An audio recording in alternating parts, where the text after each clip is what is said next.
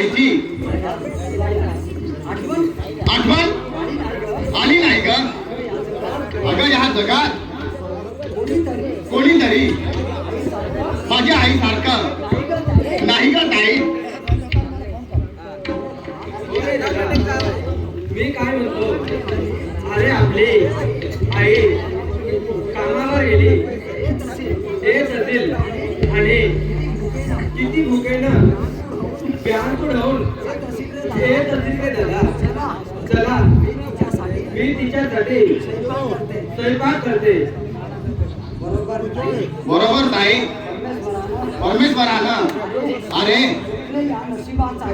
कुठल्या या नशिबाचा खेळ मांडला आणि बाबाच्या म्हातारी संपूर्ण घराची दरिद्र पसरविला, संपूर्ण दरिद्र पसरविला, पण नाही हे माऊलीना बाबाच्या वादारी कधी धीर सोडला नाही आणि आपली आई संसाराचा गाडा चालवीत राहील. आई तू एकटी नाही आहेस, तू एकटी नाही आहेस. अगं मी सोडून देईन माझं शिक्षण.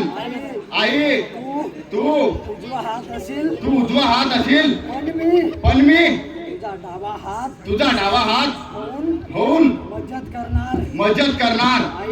आई कारण तू धैर्य सोडू नको.